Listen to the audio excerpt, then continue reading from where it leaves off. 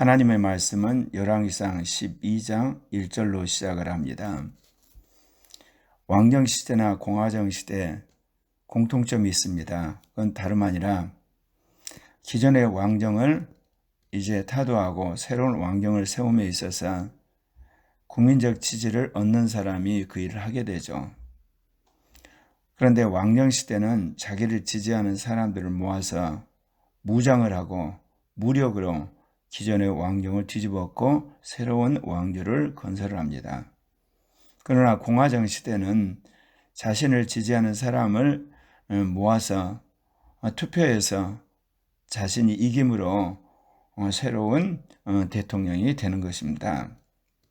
오늘 이제 솔로몬 왕이 죽고 그의 아들 르호보암이 왕이 되었습니다. 이제 왕으로서 그가 즉위식을 갖는데 오늘 여기 보면 세겜으로 갔다고 말하고 있습니다. 이스라엘의 정신적인 처소는 예루살렘 성전이지만 여러분 이스라엘 지도를 보게 되면 예루살렘 성전은 굉장히 아래에 내려와 있습니다. 그 당시 정치적인 중심지는 세겜이었기 때문에 세겜에 가서 왕의 즉위식을 하려 갔던 겁니다. 르호보암이 세겜으로 갔으니 이는 온 이스라엘이 그를 왕으로 삼고자 하여 세겜에 이르렀습니다. 그래서 르호보암이 세겜에서 이제 왕으로서 즉위식을 가졌죠. 근데 오늘 말씀해 보면 느바데 아들 여로보암이 전에 솔로몬 왕의 얼굴을 피하여 애굽으로 도망하여 있었더니 이제 그 소문을 듣고 여전히 애굽에 있는 중.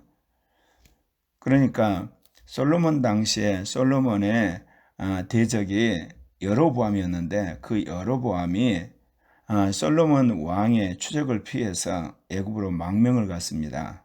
그곳에서 그가 생명을 유지하는 가운데 애굽에서 기회를 보고 있었겠죠.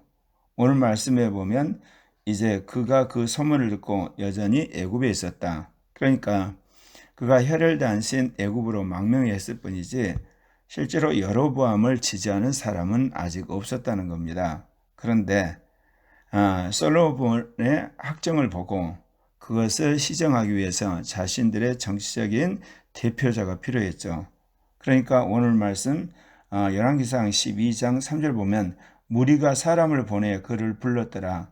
여로보암과 이스라엘 온 회중이 와서 르호보암 위에 말하여 이르되 왕정 시대도 마찬가지예요. 어떤 사람이 기존의 왕정을 얻고 새로운 왕정을 세우냐 대부분 왕 밑에서 신하로서 역할을 했던 대부분 무력을 동원하기 때문에 군사력을 가지고 있었던 사령관들이 쿠데타할 때가 참 많습니다. 고려 왕조를 뒤집었고 조선 왕조를 세운 이성계가 바로 군사적으로 강력한 장군이었던 것을 우리는 보게 됩니다. 왜냐하면 왕조란 것은 군사력으로 유지되는 정권이었기 때문에 그 왕조를 다시 얻는다는 것은 강력한 무장력이 있는 사람이 그런 왕조를 새롭게 만들게 되죠. 근데 꼭 그런 것만은 아니죠. 왕조 시대는 중앙에 있는 그 왕의 군사력이 미치지 않는 지방에서 호족들이 사람들을 모아서 무장해서 수도로 진격해서 왕조를 세우는 경우도 있습니다. 그러나 공화정 시대는 명확합니다. 국민들이 지지하는 사람이 선거를 통해서 그 사람에게 다수표를 줌으로 권력을 획득하게 되는 거죠. 여기도 보게 되면 이제 르호보암이 세겜에서 왕으로서 즉위식을 가졌는데 자신들이 그동안 솔로몬 치하에서 수많은 건축 사업에 그들이 부역을 하게 되고 세금을 많이 내어서 굉장히 고통받는 이 자신들의 문제를 왕에게 상소할 자 그를 이게 찾았는데 그게 애굽에 망명했던 여로보암이었던 겁니다. 그래서 이제 여로보암이 애굽에서 이스라엘을 왔고 오늘 말씀해 보면 여로보암과 이스라엘 온 회중이 와서 르호보암에게 말하여 이르되 항상 정치적인 것은 다수가 모여서 정치적인 하나의 주장을 구현하는 게 반드시 거기에는 그것을 반영하는 그룹이 있고 그것에 전체적인 의사를 수렴하는 지도자가 있게 되어 있습니다. 그거는 왕정 시대도 그랬고 오늘날 공화정 시대도 그렇습니다. 그런 사람이 대부분 정권을 받게 되는 것은 말할 필요가 없습니다. 이제 여로보암과 이스라엘 원회중이 이제 르호보암에 가서 말하죠. 왕의 아버지가 우리의 멍에를 무겁게 하였으나 왕은 이제 왕의 아버지가 우리에게 시킨 고역과 매운 무거운 멍에를 가볍게 하소서. 그리하시면 우리가 왕을 섬기겠나이다. 이스라엘이 12지파의 동맹체였는데 그들이 왕을 달라 그래서 하나님께서 왕을 주셨죠. 그 왕이 다름 아닌 사울왕입니다.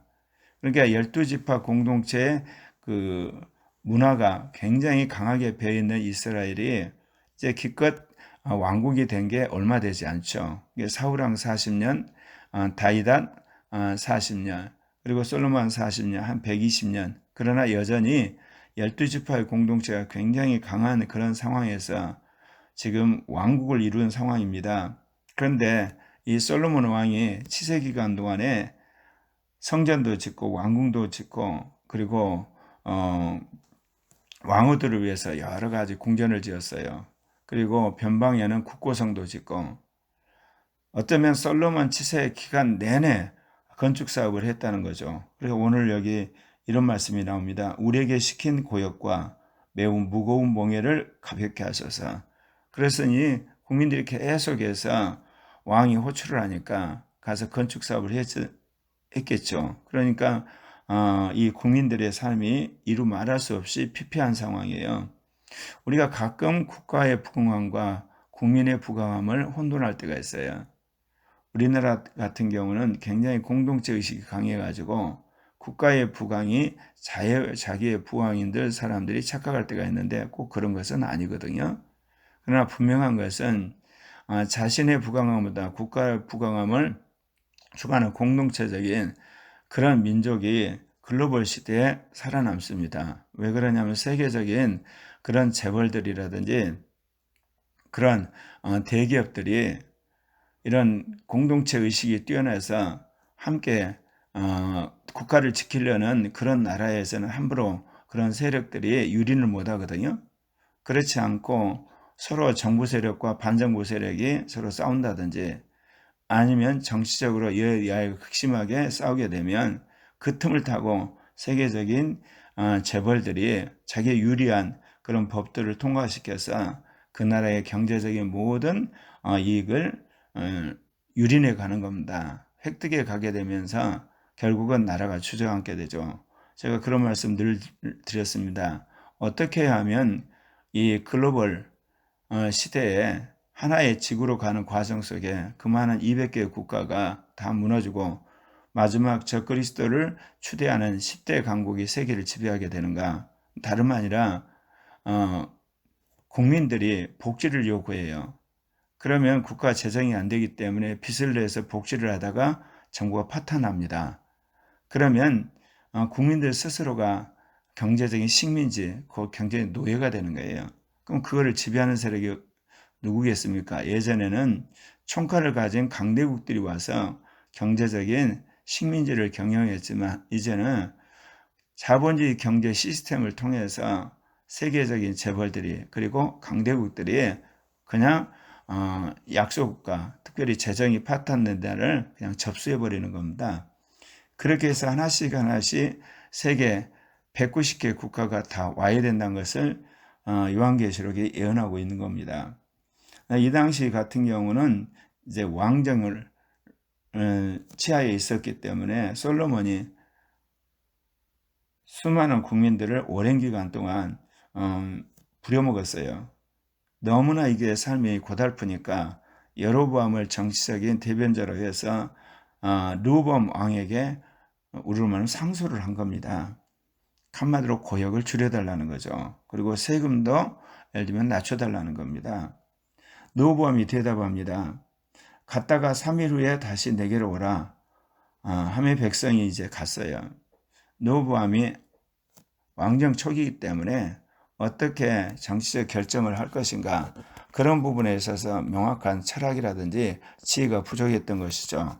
그러니까 이제 백성들과 하여금 3일 후에 오라고 하는 이야기는 뭐냐? 자신들과 함께하는 그런 측근들, 그들과 의논을 해서 정치적인 그런 해답에 대해서 응답을 하려고 했던 것이죠.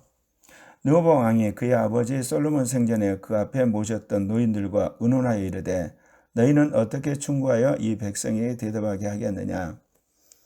그러니까 르호보암이 왕이 되었을 때 이미 아버지와 함께 정치를 논했던 우리는 중진들이 있다는 거죠. 그 당시로 보면 그 나이 많은 귀족들이겠죠.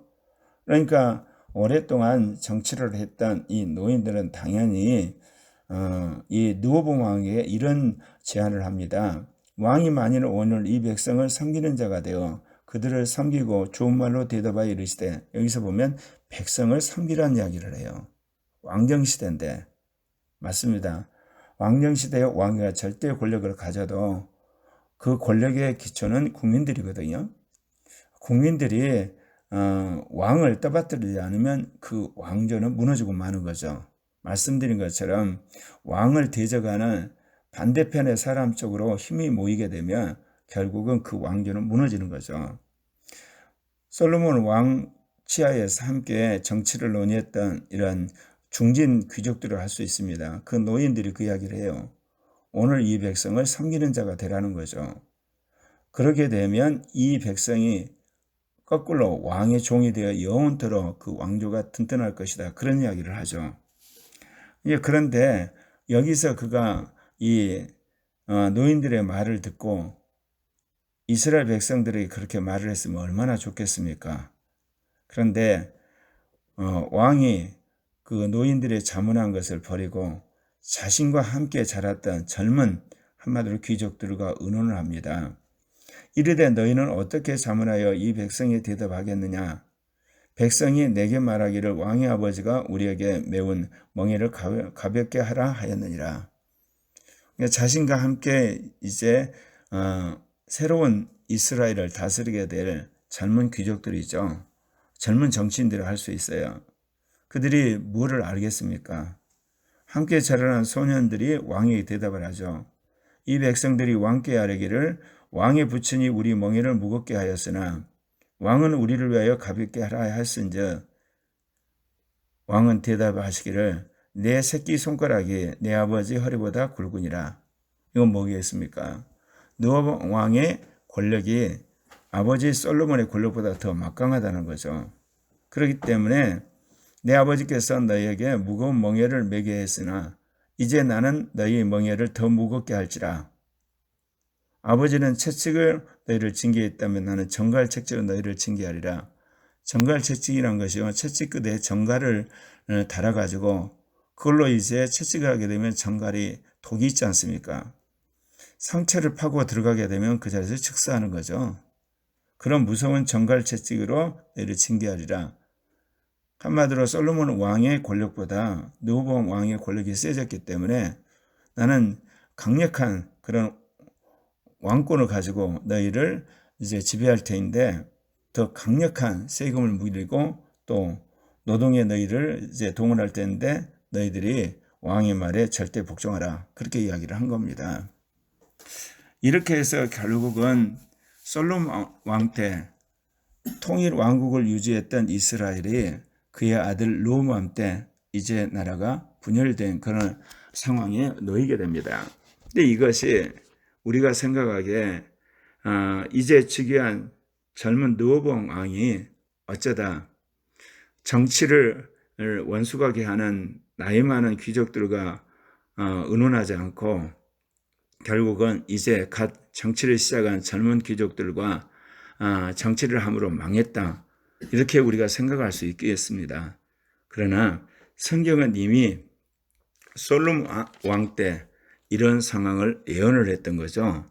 열왕기상 11장 35절에 보면 내가 그의 아들의 손에서 나라를 빼앗아 그 열지파를 내게 줄 것이며 여로보암이 이미 솔로몬 때 두각을 나타내는 그러면 젊은 정치인이었어요. 하나님께서 아히야 선지자를 통해서 여로보암에게 예언을 하는 가운데 그 말씀을 하신 거예요. 솔로몬의 아들의 손에서 나라를 빼앗아 열지파를 이 여로보암에게 줄 거라고 예언을 하고 있는 중입니다. 그러니까 하나님께서는 솔로몬 왕 때 이미 나라가 분열될 것을 아셨어요.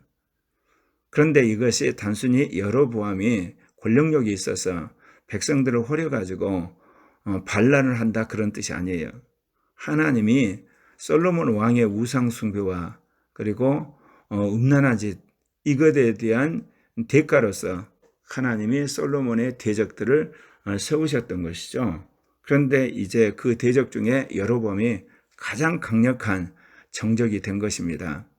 하나님이 합법적으로 이 여로보암에게 왕국을 줄 거라고 이야기를 한 거죠. 10지파를 주어서 자신이 에브라임 지파니까 도합 11지파, 그리고 이제 르호보암은 겨우 유다 지파. 나중에 이제 북이스라엘과 남유다가 쪼개질 때 보면 남유다는 유다 지파와 베냐민 지파가 똘똘 뭉쳐서 나라를 건설하게 되고 여로보암은 에브라임 지파와 9지파, 그래서 10지파가 뭉쳐서 나라를 세우게 됩니다. 근데 이 모든 과정은 이미 하나님이 예언하셨다는 겁니다. 그 예언대로 결국은 르호보암 때 나라가 쪼개지는데, 르호보암이 나이 많은 노인 귀족들이 아니라 젊은 귀족들의 말을 듣게 되는 거, 이게 하나님의 영이 역사를 하시는 겁니다. 예수를 믿으면 성령이 우리 안에 와 계시지만 예수를 믿기 전에도 하나님의 영은 불신자나 신자 막론하고 섭리를 하고 계시는 거예요. 그렇기 때문에 이 하나님의 영이 하시고자 하는 뜻대로 사람에게 생각을 주시는 거죠. 그러면 사람은 대부분 그게 자기 생각인 줄 알고 그 생각대로 행동을 하게 되는데, 이게 바로 하나님의 영의 섭리라는 겁니다. 물론 그런 속에서 마귀도 장난을 치죠. 그러나 마귀가 하는 그 생각을 뛰어넘어서 하나님의 영의 생각이 뛰어나기 때문에 결국은 하나님의 섭리를 벗어날 자가 없습니다. 이미 그의 아버지 솔로몬 때 하나님이 아히야 선지자를 통해서 여로보암에게 하신 예언, 열왕기상 11장 36절에서 이렇게 이어집니다. 그의 아들에게는 내가 한 지파를 주어서 내가 거기에 내 이름을 두고자 하여 택한 성읍 예루살렘에서 내 종 다윗이 항상 내 앞에 등불을 가지고 있게 하리라. 명확하게 주님께서 예언합니다. 내게 10지파를 주지만 그의 아들이 이제 르호보암이 되죠. 르호보암에는 한 지파, 유다를 지파를 주어서 예루살렘 성전에서 하나님을 향해서 계속 제사를 지내게 하겠다. 그렇게 이야기를 하세요. 이걸 훗날 이제 여로보암이 이 말씀을 그대로 지키지 않죠. 왜냐하면 그가 왕국을 세웠기 때문에 이 남유다를 복종시켜서 통일하려고 하는 그런 정치적 야욕에 불타는데, 결국은 남유다는 BC 587년까지 왕조를 유지하지만 북이스라엘 왕국은 BC 722년에 망하고 맙니다. 그러니까 이 모든 것은 하나님이 인류의 역사 속에 개입하셔서 한 국가의 망함과 일어섬을 추정하시는 거예요. 국가뿐만 아니죠. 기업의 어떤 망하고 일어섬, 어떤 학교의 망하고 일어섬, 그리고 어떤 연구소의 망하고 일어섬, 그리고 교회에 망하고 부흥하는 것, 하나님이 다 주관을 하시는 겁니다. 물론 예수 그리스도의 복음을 믿은 그리스도인과 그리스도의 교회는 성령이 직접 내주하셔서 우리에게 말씀하심으로 우리가 그 말씀을 듣고 하나님의 인도하심 속에서 살게 되지만, 세상 사람들은 이러한 하나님의 영의 계시를 받지 못하죠. 그러니까 대부분이 세상 사람들은 그런 운이라고 그러죠. 그리고 어떤 사람은 그것은 하나의 정책이라 그런 언어들을 이야기하지만, 실은 배후에 계신 하나님께서 하나님의 영을 통해서 사람들의 마음을 움직이고 그들의 생각을 주장하셔서 하나님 뜻대로 이 모든 것을 주장하신다는 겁니다. 물론 죄를 지었을 때 그 배후에 있는 사단도 역사를 하죠. 그 모든 것을 하나님이 아셔서 사단에게 그 모든 걸 허락을 하는 겁니다. 그리고 결정적 순간에 하나님의 영이 개입하셔서 당신의 뜻대로 인도를 하시죠. 제가 자꾸 이야기하지만 문재인 대통령이 윤석열 검찰총장을 세운 이유가 뭡니까? 자신이 대통령 되는데 1등 공신은 촛불혁명이 참여한 국민들이지만 실은 그를 가능하게 했던 것이 박영수 특검이었어요. 거기에서 종횡무진 검사 역할을 했던 사람이 윤석열 검찰총장이고 한동훈 법무장관이었어요. 그러니까 자신이 대통령이 되어서 이 윤석열 검찰총장을 세우게 되면 자기에게 복종을 해서 완전히 국힘당 또는 야당을 전멸시키라고 생각을 해서 세웠는데, 왜냐하면 강직하게 보이는 윤석열 검찰총장을 세워야지 자기가 그래도 때깔나는 대통령이라는 생각이 있어서 그렇게 했지 않습니까? 그런데 도리어 이것이 결국은 화근이 되어서 정권교체에 실패하게 되고 검찰총장이 대통령이 되는 초유의 사건을 일으키므로 이 나라가 이제 추사파로 가던 그 흐름이 끊기고 이승만 대통령이 세웠던 자유민주적인 대한민국을 회복하는 그런 놀라운 기적이 일어나는 겁니다. 이거 누가 하셨겠습니까? 하나님의 영이 그것을 하셨거든요. 제가 이제 이것을 기억하고 있는데 2019년 10월 9일인가 아마 그렇게 될 겁니다. 정광훈 목사와 또 일부 기독교 지도자들이 광화문에서 집회를 해서 그때 조국 법무장관 사퇴하라고 하는 그런 집회를 한 적이 있습니다. 그리고 나서 그날 저녁에 문재인 대통령이 조국 법무장관을 결국은 사퇴를 시킵니다. 그때 제가 윤석열 대통령이 차기 대통령 후보가 되겠구나. 왜냐하면 조국 법무장관고 윤석열 검찰총장이 서로 권력 다툼을 하다 결국은 조국 법무장관이 옷을 벗는 사건이었거든요. 결국은 문재인 대통령이 국민들에게 굉장히 자기가 여론을 수렴하고 국민 뜻대로 정치한다는 그런 어떤 그 제스처를 하기 위해서 자기 신복이었던 조국 법무장관을 옷을 벗게 했어요. 이게 이제 지나고 나면 그 문재인 대통령이 결정적 실수인데 그 실수를 하게끔 섭리한 분이 누구겠어요? 하나님이 영이 하신 거거든요. 하나님께서 한국을 자유민주적 체제의 나라로 만들기 위해서 그 방법밖에 없어요. 여러분도 기억하실지 모르지만 평창올림픽 때 문재인 정권의 지지율이 50%였어요. 50%가 아니라 80%였어요. 그런 상황에서 어떻게 정권 교체가 됩니까? 결국은 정권을 떠받치는 가장 강력한 검찰총장이 결국은 문재인 대통령과 각을 세우고 야당의 대통령 후보가 되면서 그 표를 나눠가지고 23만 표로 대통령이 된 겁니다. 제가 오늘 이 말씀을 드린 것은 하나님의 해방 후에 지금까지 한국의 정치사에 주님께서 이 나라를 복음의 나라로 만들기 위해서 하나님의 영을 통해서 역사를 하고 계신다는 겁니다. 지금도 마찬가지입니다. 그 후에 어떤 일이 벌어졌습니까? 윤석열 대통령의 대선 후보에 대적이 된 사람이 이재명 대표잖아요. 이재명 대표가 어떻게 해서 대선 후보가 됩니까? 송영길 대표가 4.4.5입을 해가지고 이낙연을 떨어뜨리고 이재명을 추대하게 만든 거잖아요. 그때도 저는 이번 대선에서는 윤석열 대통령이 되겠구나. 왜냐하면 이재명이 되면은 그의 가진 과거의 행적 때문에 표가 결집을 안 해요. 근데 지금 여러분 보시면서 이재명이 대선 후보에서 대선에 졌죠. 지방선거에서도 졌어요. 그리고 이렇게 가면 총선에 지는 내리 3번 더불어민주당이 지게 하는 이게 하나님의 거꾸로 역선택이에요. 그렇기 때문에 우리가 알아야 될 것은 하나님이 나를 인정하느냐, 우리를 인정하느냐, 우리를 보호해주느냐, 아니면 거꾸로 하나님이 나를 대적하느냐, 아니면 우리를 대적하느냐, 우리 세력을 하나님이 심판하고 작정하느냐, 이게 굉장히 중요한 겁니다. 우리가 이 땅에 살면서 하나님의 은혜를 구하지만 중요한 거는 은혜보다 더 큰 게 하나님이 나를 택했느냐 하는 겁니다. 은혜 중에 은혜가 하나님이 내가 너를 돕고 도우리라 그렇게 작정하는 거. 성경에서 이거를 언약이라 그러죠. 그래서 아담과 언약을 했고 노아와 언약을 했고 아브라함과 언약을 했고 나중에 시내산에서 모세를 통해 이스라엘과 언약을 합니다. 그리고 다윗과 또 언약을 하죠.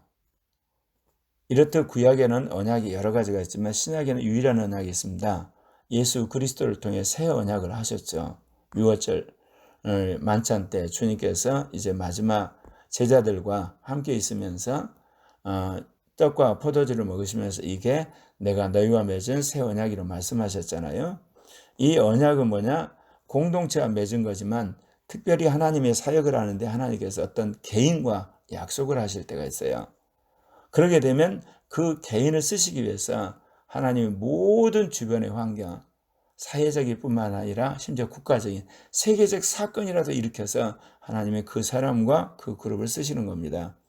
지금까지 하나님께서 이승만 대통령 이후부터 윤석열 대통령 이르기까지 우와 좌를 가리지 않고 하나님이 개입하신 것은 이 나라를 자유민주 체제로 만들고 그리고 한국은 물론이고 아시아 세계 가운데 복음을 전하는 전진기지로 이 나라를 만들기 위해 섭리해 오신 겁니다. 오늘 말씀을 보듯이 여로보암이 솔로몬 때부터 이미 하나님이 쓰시고자 그를 작정했고 아이야 선지자를 통해 예언했고 그 예언에 따라 그가 솔로몬 왕을 피해서 애굽에 망명했다가 이제 르호보암 왕 때 조국으로 돌아오게 됩니다. 그래서 솔로몬 왕의 강력한 하나의 정치적인 정적으로 등장하는 계기, 그건 다름 아니라 이스라엘 백성들이 그를 불러다가 자신들의 고역과 그리고 무거운 세금을 탕감해달라고 하는 정치적 대변자로 세우게 될 때 여로보암이 이제 이 르호보암과 정적으로서 맞대기를 하는 그런 장면, 이 모든 과정이 하나님의 영이 역사를 하신 겁니다. 그렇기 때문에 우리가 내가 어떤 계획을 세워서 이루어가기 전에 하나님이 어떤 계획을 가지고 그리고 하나님이 나를 어떻게 생각하시는가 그리고 하나님이 이제 앞으로 어떤 상황을 펼치실 건가 이것을 알고 또는 여러분 여기에 순종함으로 하나님의 인정을 받고 쓰임을 받고 하나님께 영광 돌리는 여러분 되시길 바랍니다. 이 일이 하나님께서 이제 코리아 교회를 부르신 거죠. 제3의 교회, 제2 종교개혁, 늦은 빛 성령의 시대에 아시아 선교를 위해서 우리를 부르셨어요. 우리가 여기에 순종할 때 여러분의 개인과 가정 그리고 우리 교회가 복을 받는 건 물론이고 시대적 사명을 감당하게 되리라 믿습니다. 기도하십시다.